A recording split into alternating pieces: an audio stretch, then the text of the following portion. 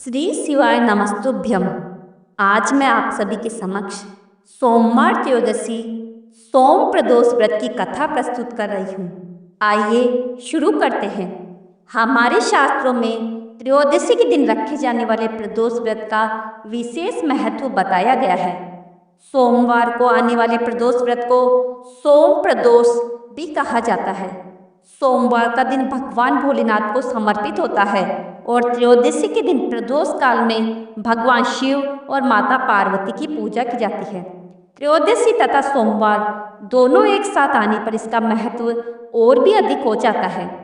सोमवार त्रयोदशी के दिन पूरी श्रद्धा और विधि विधान से प्रदोष व्रत करने से जीवन में आ रही कठिनाइयों को दूर किया जा सकता है और मनुष्य जीवन में कभी भी हार का सामना नहीं करना पड़ता है और उसकी सभी इच्छाएं पूरी होती है। प्रदोष व्रत कथा इस प्रकार है। स्कंद पुराण के अनुसार सूत जी कहते हैं, विदर्भ देश में सत्यव्रत नाम के एक प्रसिद्ध राजा थे जो कि धर्मपूर्वक राज्य करते थे। उनको ऐसा करते हुए बहुत सा समय बीत गया था। एक समय शाल्व देश के राजाओं ने विदर्भ देश पर आक्रमण कर दिया। उनके बीच भयंकर युद्ध हुआ। दोनों पक्षों की बहुत सी सेना मारी गई, परंतु अंत में विदर्भ देश के राजा भी उनके हाथों मारे गए। विदर्भ राज की गर्भवती स्त्री दुखी होकर रात के समय राजभवन से निकलकर वन की ओर चली गई। सुबह होने पर उस रानी ने जलाशय के किनारे एक वृक्ष के नीचे एक सुंदर पुत्र को जन्म दिया। उसके बाद वह प्यास से व्याकुल होकर पानी पीने गई। इतने में घड़ियाल ने आकर उसे अपना ग्रास बना लिया। वह बालक पैदा होते ही माता पिता से हीन हो गया।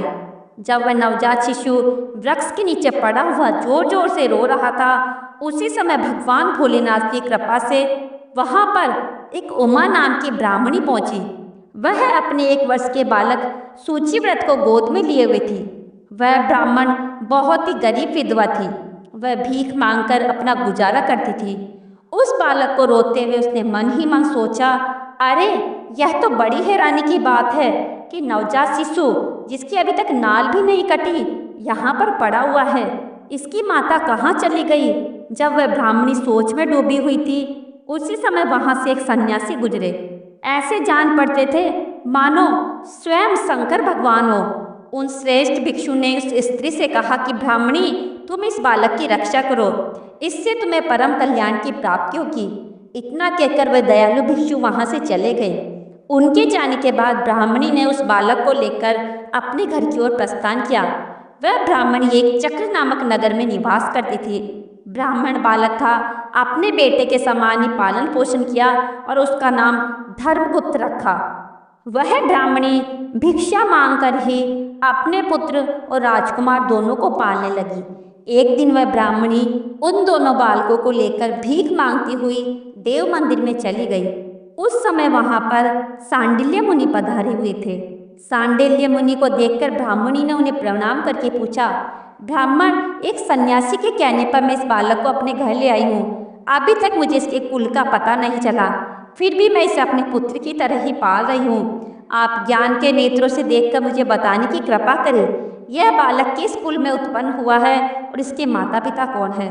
तब मुनि बोले, यह विदर्भ देश के राजा का पुत्र है। इतना कहकर श्रद्धेय मुनि ने उस बालक के पिता की युद्ध में मारे जाने तथा उसकी माता की घड़ियाल द्वारा ग्रस्त होने का सब समाचार सुनाया। यह सुनकर ब्राह्मणी को और भी आश्चर्य हुआ। फिर उसने प्रश्न किया, हे महामुनि, वह राजा सभी लोगों को छोड़कर युद्ध में मारे गए, उस बालक को यह दरिद्रता कैसे प्राप्त हुई? यह अपने राज्य को कैसे प्राप्त करे? ये तो मेरे पुत्र की तरह भिक्षा के माध्यम से ही जीवन निर्वाह करता है। इसकी गरीबी के निवारण का क्या उपाय है? तब सांडिल्य मुनि बोले, इस राजकुमार के पिता विदर्भ राज के पूर्व जन्म में पांड्य देश के राजा थे। एक दिन प्रदोष काल में राजा बड़े भक्ति भाव से त्रिलोकीनाथ महादेव जी की आराधना में व्यस्त थे। उसी समय उनके नगर में बड़ा भारी कोलाहल मचा। शोर को सुनकर राजा ने बीच में ही भगवान शंकर की पूजा को छोड़ दिया और राजभवन से बाहर निकल गए। इसी समय राजा का मंत्री शत्रु को पकड़कर उनके समीप ले आया। वह शत्रु पांड्य राजा का सामंत था। उसे देखते ही राजा ने क्रोधपूर्वक उसका मस्तक कटवा दिया। शिव पूजा छोड़कर नियम को समाप्त किए बिना ही राजा ने रात में भोजन भी कर लिया। इसी प्रकार राजकुमार भी प्रदोष काल में भगवान शिव की पूजा किए बिना ही भोजन करके सो गया। वही राजा अगले जन्म में विदर्भ राज हुआ।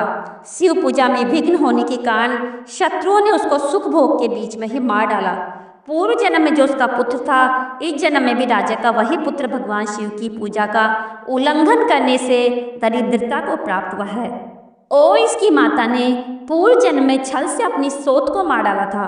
उस महान पाप के कारण वह जन्म में घड़ियाल के द्वारा मारी गई है। और ब्राह्मण तुम्हारा पुत्र पूर्व जन्म में भी एक ब्राह्मण था। इसने अपना सारा जीवन केवल दान लेने में बिताया है, यज्ञ आदि धर्म नहीं किए, इसलिए यह दरिद्रता को प्राप्त हुआ है। उस दोष के निवारण के लिए अब भगवान शंकर की शरण में जाए। यह दोनों बालक प्रतिदिन भगवान शंकर का पूजन करते रहे तो वर्ष भर के भीतर ही इनकी गरीबी दूर होगी तथा राजस्व की प्राप्ति होगी। इस प्रकार शरण में आई हुई ब्राह्मणी को मधुर वचनों द्वारा आश्वासन देकर सांडिल्य मुनि ने उनके दोनों बालकों को भगवान शंकर की आराधना के मंत्र का उपदेश दिया। उसके बाद ब्राह्मणी अपने दोनों बालकों को लेकर वहां से चले गई। 4 माह बाद एक दिन ब्राह्मण पुत्र नदी में स्नान करने गया। वहां उसे धन से भरा हुआ एक घड़ा दिखाई दिया, जिसे लेकर वह अपनी माँ के पास गया। धन से भरे हुए घड़े को देखकर ब्राह्मणी बहुत खुश हो गई और उसने कहा, इससे अपने भाई के साथ आधा आधा बांट लो।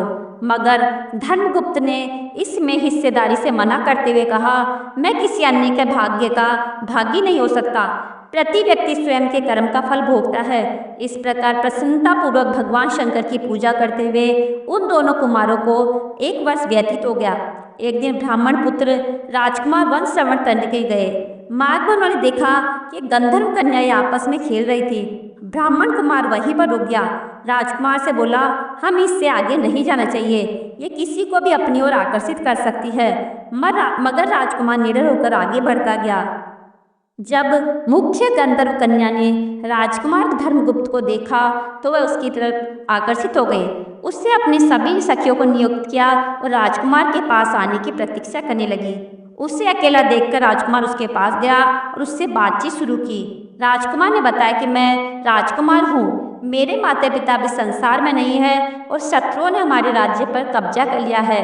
कन्या ने अपना परिचय देते हुए बताया कि मैं विदर्भित नामक गंधर्व की पुत्री हूँ और मेरा नाम अंशुमति है और मैं गायन में प्रवीण हूँ। उसने यह भी कहा कि मैं आपसे विवाह करना चाहती हूँ। इतना कहकर उसने अपनी मोतियों की माला निकालकर राजकुमार को पहना दी।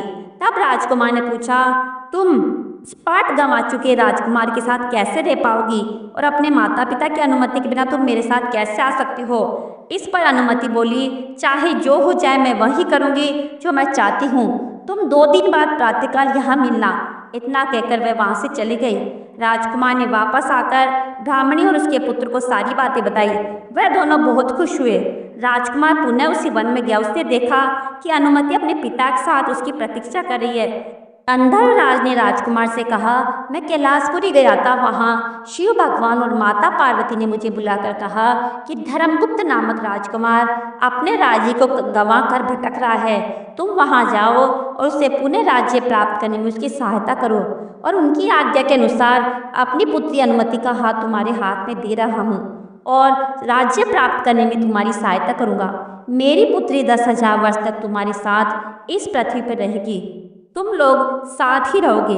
और भगवान शिव के आदेश अनुसार अंशुमति और राजकुमार का विवाह हो गया। अंशुमति के पिता ने आदि सेना राजकुमार को दे दी। सेना की सहायता से उसने अपने शत्रु को परास्त कर दिया और अपने पिता का खोया हुआ राज्य उन्हें प्राप्त कर हो गया। अब राजकुमार धर्मगुप्त राजा बन गया। उसने अपने बुरे दिनों में पालने वाली ब्राह्मणी को राजमाता का दर्जा दिया और सूचिव्रत को अपना छोटा भाई माना। इस प्रकार नियमित रूप से प्रदोष व्रत करने से ब्राह्मण, उसके पुत्र सूचिव्रत तथा राजकुमार धर्मगुप्त को सब सुख संपत्ति की प्राप्ति हुई। सूजी कहते हैं, जो मनुष्य इस व्रत को करता है उससे पूर्ण महात्म्य को एकाग्रचित होकर सुनता है, उन्हें 100 जन्म तक कभी गरीबी प्राप्त नहीं होती और उन्हें ऐश्वर्य से युक्त भगवान शंकर के परम धाम की प्राप्ति होती है। शंकर भगवान की जय। माता पार्वती की जय।